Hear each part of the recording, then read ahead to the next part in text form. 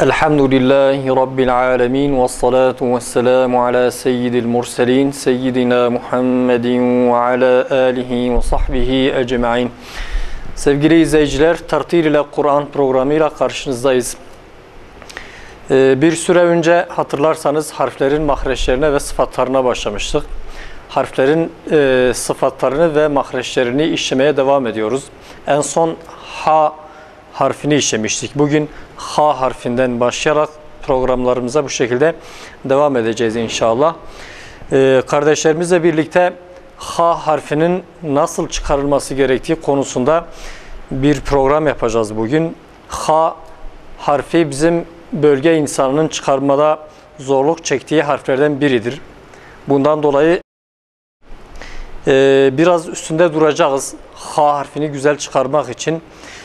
İzleyici kardeşlerimiz de buna dikkatle programı izleseler, ha harfinin nasıl çıkarılması gerektiği konusunda dikkat sarf etseler, Allah'ın izniyle onlar da Kur'an-ı Kerim okurken bu harfi güzel çıkarabileceklerdir. Ha harfinin mahreci sevgili izleyiciler, boğazın ağza en yakın olan kısmıdır. Boğazın ağza en yakın olan kısmı. Mahreç bölgelerinden biri boğazdır. Boğaz ise mahreçler açısından 3 kısma ayrılır. Boğazın uzak kısmı, ortak kısmı ve yakın kısmı. Ağza göre tabii ki. Ağza en yakın olan kısımdan çıkan harflerden biri ha'dır, diğeri de gayn'dir. Bugün ha harfini işleyeceğiz. Boğaza, ağza en yakın olan kısmından çıkarılır boğazın. Yumuşak ve kalın bir harftir ve Türkçe'de karşılığı yoktur. Sıfatları ise hems, rıhvet, isti'la, infitah ve tefhim sıfatlarıdır sevgili izleyiciler. Hems, daha önce demiştik, bir harfi okurken sesin akmasıdır. Rıhvet ise yumuşak oluşundan dolayı sesin akmasıdır. İsti'la ise harfi telaffuz ederken ağzın yukarı kısmından sesin ve nefesin aynı zamanda akması. İnfitah ise dilin üst damağdan açılmasıdır. Tefhim ise harfin kalın olmasıdır. Bu sıfatları aklımıza tutabilirsek iyi olur. Fakat bundan ziyade harfin nasıl çıkarılması gerektiğini lafızlar üzerinde çalıştığımız zaman ortaya çıkar. Bu şekilde biz iyi anlamış oluruz. Fakat ileride tahta üzerinde göreceğiz inşallah. Bu sıfatları ve harflerin mahreçlerini güzel bir şekilde tekrar üstünde durarak anlatmaya çalışacağız Allah'ın izniyle. Şimdi kardeşlerimizle birlikte ha harfi için seçtiğimiz lafızlar üzerinde çalışacağız.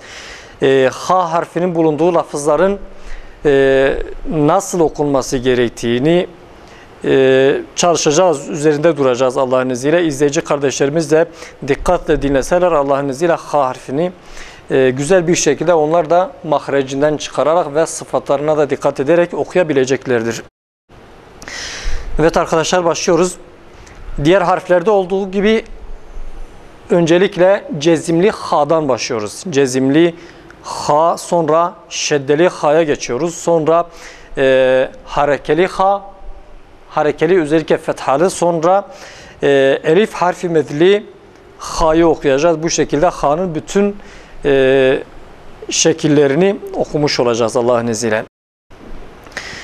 Evet, başlıyoruz. Birinci kelimemiz, okuyacağımız kelime ehrece hemze den sonra gelen cezimli ha'dır. Okuyoruz arkadaşlar. İkişer kez tekrar ediyoruz. Fazla zaman kaybetmemek için. Ehrece.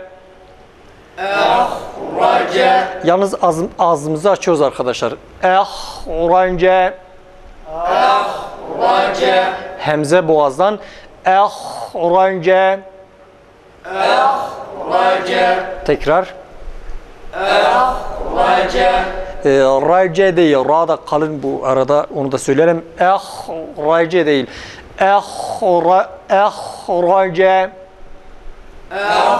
Race. Güzel, tekrar.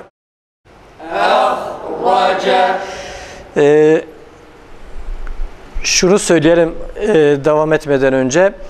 Ha harfini lügatında olmayan insanlar ha harfini çıkarmaya çalışınca mübalağa yaparlar. Bu sefer de ha çıkarılması gerektiği şeklin dışında farklı bir ses tonuyla çıkar. Bu yanlıştır. Mesela şu şekil fazla mübalağa yaptığımız zaman bu ha değil, hırıltılı bir sesle şeklinde fazla mübalağa yaptığımız zaman boğazın biraz daha geri kısmından olmaz. Boğazın ağza en yakın olan kısmından hırıltılı bir sesle yalnız yalnız A sesiyle, cezimli halinde dahi A sesiyle çıkarıyoruz. Geçiyoruz arkadaşlar. Fehla. A sesinin çıkması gerekir. Bana bakın. Fehla. Tekrar aynı boğazdan çıksın.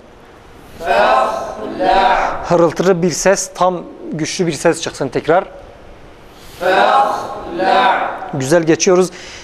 En-nehleti.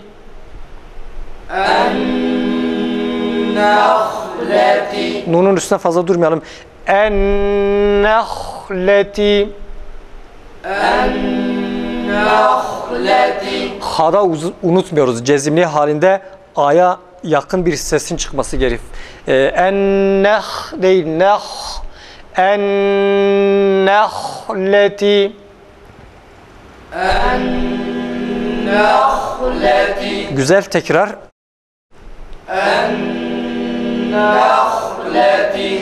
Biciz'in nehleti.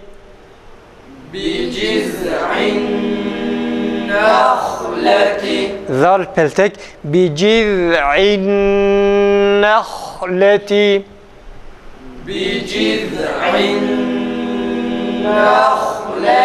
Güzel. Fenefehna. Tekrar. Yalnız A sesi çıkmıyor arkadaşlar. Cezimli halinde A sesinin çıkması şarttır. Ma ehlefna.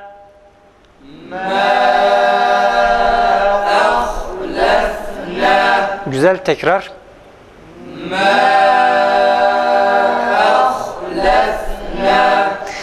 Ve lekad ihtarnahum.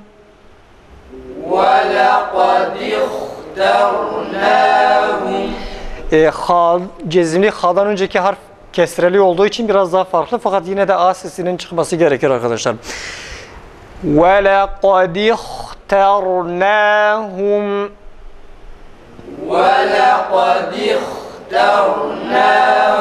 H'da hafif bir şekilde ağzımız doğal haline oranla biraz açılması gerekir. وَلَقَدْ اخْتَرْنَاهُمْ.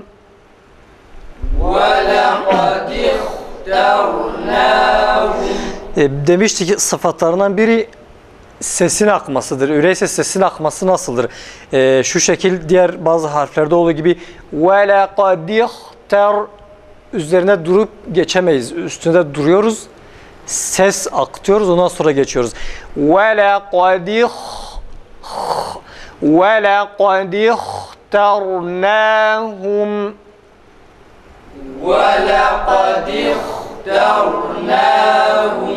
Arkadaşlar ha harfini güzel çıkarmaya çalışırken diğer harfleri unutmuyoruz.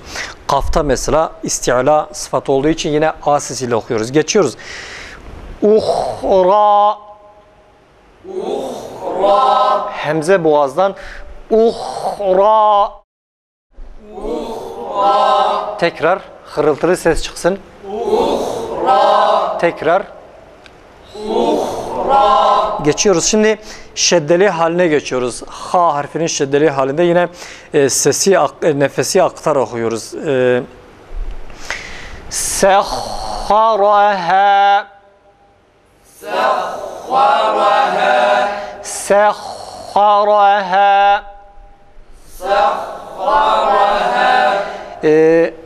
Demiştik rıhvet sıfatında ses akıtılır arkadaşlar. Öyleyse rıhvetin sıfatı hatırlıyor musunuz? Zıddı neydi? Rıhvet sıfatının zıddı. Hatırlamıyorsunuz. Şiddet. Yani nefes akıyorsa zıddı demek ki ses akıyorsa sesin akmaması. Elif, cim, dal, kaf, ta, ba gibi harflerde şiddeli halinde okuduğumuz gibi mesela ba'da ebbe, cimde ecce, fakat ha'da ses kesilmiyor, ses akıyor. Öyleyse nasıl? Sehharaha. Sehharaha. Yalnız a sesiyle tekrar. Sehharaha. Ra'da da ikisinin arasına e'ye yakın bir ses tonunun girmesi lazım. Sehharaha desek yanlış. Sehharaha. Sehharaha. Tekrar. Sehharaha. Güzel geçiyoruz. Musehharatin. Musehharatin. Musehharatin. Ra'da da kalın isti'la. Musehharatin. Ha'da a sesiyle arkadaşlar. Tekrar. Musehharatin. Ehhirna. Ehhirna. Kesreli halinde, fethali halindeki gibi tam a sesiyle çıkarmıyoruz arkadaşlar. Mesela ehhirna demiyoruz. Ehhirna. Ehhirna. Güzel, tekrar. Ehhirna. Fehharin. Fehharin. İsti'la sıfatına dikkat ediyoruz. A sesiyle değil. Fehharin. Fehharin. Güzel, tekrar. Fehharin. Geçiyoruz. Le'in ehharteni. Le'in ehharteni. Yanlış okuduk. Nun'da harf med yoktur. Le'in ehharteni. Le'in ehharteni. Tekrar. Le'in ehharteni. Tekrar. Le'in ehharteni. Güzel, yalnız sesin biraz daha net bir şekilde akması lazım arkadaşlar. Le'in ehharteni. Le'in ehharteni. Burada zorlandığımız bir husus var. Fark ediyor musunuz nedir? Hemze, iki tane hemze boğazın açılıp kapanmasıyla okunan le'in le'in bu şekilde okuyor bazı insanlar farkında olmadan tabii ki.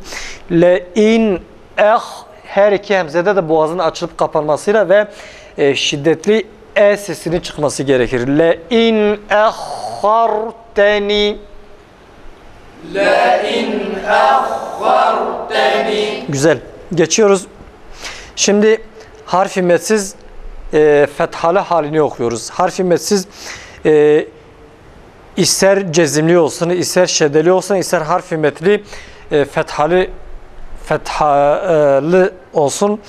A sesiyle okuyoruz. Yukarıdaki mesela sehha sadece fethalı halindeyse yine a sesiyle okuyoruz. İsti'la sıfatından dolayı. Şu şekilde halfeha. Halfeha. Halfeha. Halfeha. Uzatmadan lama bağladığımız için en sonun e'ye yakın bir sesin çıkması gerekir. Hal tam a sesiyle çıkarırsa sonuna doğru yanlış olur. Bu gibi kalın harflerin girişi tamamen a, bitişi ise e sesine benzer bir ses tonuyla okunması gerekir. Halfeha. Halfeha. Tekrar. Halfeha. Güzel. Halaqa. Halaqa. Lam ince, ha, ka kalın. Halaqa. Halaqa. Halaqa. Halaqa. Tekrar. Halaqa. Hateme. Hateme. Tekrar. Fethalı halinde de sesi akıtıyoruz arkadaşlar. Fakat cezimli ve şeddeli haline oranla çok cılız bir sesle. Daha önce söylemiştik. Bu işin kuralı şudur sevgili izleyiciler. Bütün harflerde hangi sıfat olursa olsun azdan çoğa veya işte cılızdan kuvvetliye doğru şu şekil sıralıyoruz. Birincisi fethalı, ikincisi cezimli, üçüncüsü idgam-ı misleyn, iki tane cezimli halinde yan yana geldiği idgam-ı misleyn halinde ve ondan sonra da şeddeli hali. Öyleyse ha harfinde sesin akıtılması fethalı halinde başlıyor. Fethalı halinde hafif bir ses akıntısı hal bu şekilde. İkincisi şeddeli halinde. Sonra iki tane ha'nın yanına geldi. Bu belki bazı harfler için söylenemez fakat genel olarak bu kural geçerlidir. En sonda da şeddeli halinde o sıfat daha mübalağalı okunur. Geçiyoruz. Lehasefe, lehasefe, lehasefe, lehasefe. Tekrar. Lehasefe. Ha kalın, sin ile fa harfleri ise ince. Buna göre ha ile sin ve fa'nın harflerinin ses tonlarının mutlak surette farklı olması gerekir. Biz lehasefe dediğimiz zaman kalın ile inceleri aynı şekilde okumuş oluruz. Öyleyse ha harfini a sesiyle, sin ile fa'yı ise e sesiyle okuyoruz. Lehasefe, lehasefe. Tekrar.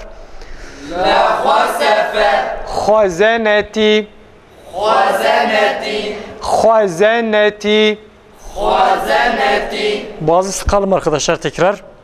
Hazeneti. Halaife, halaife. Güzel, tekrar. Halaife. Halqan, halqan. Tekrar. Halqan. Güzel. Halasu, halasu. Sat tam kalın. Halasu. Ha ile lamı birbirinden ayıralım arkadaşlar. Ha, a, lam, e sesiyle. Halasu, halasu. Dudak lamda geride, ha'da ise doğal halinde çok hafif bir şekilde öne doğru. Yalnız lamda geride. Halasu, halasu. Tekrar. Lamda geride. Halasu. Güzel. Hafet, hafet. Tekrar. Hafet. Geçiyoruz. Ehvaze, ehvaze. Tekrar. Ehvaze. La tehaf, la tehaf. Tekrar. Fa'da hems. La tehaf. Tekrar. La tehaf. Ve ahirine, ve ahirine. Ha'da tok ses arkadaşlar. Bir de vav'da ve değil. Vav harfine dikkat edelim. Ve ahirine, ve ahirine. Arkadaşlar ve değil, dudağımızı uzatıyoruz. Dudağın geri kısmından çıkarmaya çalışıyoruz. Bakın ve desek yanlış olur. Dudak geride, ve desek yine yanlış. Ve ahirine, ve ahirine. Ha'yı unutmuyoruz. Ha ve ahirine, ve ahirine. Tekrar. Ve ahirine. Dehalu, dehalu. A sesiyle. Dehalu. Ha'da tam A arkadaşlar. Dehalu, dehalu. Tekrar tam A. Dehalu. Güzel. Fenefehne, fenefehne. Tamam arkadaşlar, geçiyoruz bu cezimli kelimeyi. Şimdi elif harfi metli okuyacağız. Elif harfi metli, harf metten önceki harf, yani ha demek ki fethalıdır değil. Elif harfi metli kalın harflerde olduğu gibi ha'da da a sesiyle okuyoruz. İsti'la sıfatından dolayı ses ağzın yukarı bölgesinden yukarı kısmından aktığı için a sesiyle okuyoruz. İncelerde ise a bu çok mühim bir husustur. Genelde insanlar buna dikkat etmiyorlar. Okuyoruz. Habe. Tekrar. Geçiyoruz. Hateme. Yalnız boğazımızı sıkalım, biraz hırıltılı ses çıksın arkadaşlar. Tekrar. Hatabehum. Ta kalın olduğuna göre a sesiyle değil. Hatabehum. Ta'da tam a arkadaşlar. Hatabehum. Tekrar. Aradaki fark sadece harf-i meddin olmasıdır. Harf-i med bulunmayan sadece fethalı ha'larda ve diğer kalın harflerde a sesiyle, elif harfi medli olan ha'larda ve diğer kalın harflerde ise hem a hem uzatarak, yani uzatmayla birlikte a sesiyle çıkarıyoruz. Öyleyse ha, ta yine kalın olduğuna göre elif harfi medsiz taybe diyemeyiz. Ha taybehum değil. Tamam, kalın, mahreç kalın. Fakat isti'la sesinden dolayı a sesiyle okuyoruz. Ha taybehum. Ta tam kalın, tekrar. Tekrar kalın çıkmıyor arkadaşlar. Tekrar. Geçiyoruz. Hafe. Tekrar. Halatike. Burada ha ile la, ha kalın, la ince. Öyleyse ses tonlarının da farklı olması gerekir. Biz halatike desek yanlış, halatike desek yine yanlış. Ha kalın, isti'la sıfatından dolayı ses ağzın yukarı kısmından akar. Ha, lamda ise terkik, ince ve istifal sıfatı ağzın aşağı bölgesine aktığı için la değil, ha'nın zıddına la, yalnız imale yapmadan. Halatike. Tekrar. Geçiyoruz. Haşi'atun. Tekrar aynı güzel çıksın boğazdan. Haşi'atun. Geçiyoruz. Vel hamisetu. Tekrar sin, sad değil, tekrar. Ehana. Burada yine ha ile na birbirine zıt. Ha isti'la ve tefhim ve isti'la, na ise terkik ve istifal, birbirine zıt. Yukarı aşağı, kalın ve ince. Ehana. Tekrar.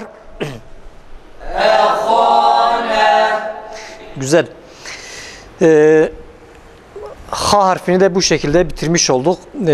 Cezimli, şeddeli, fethalı ve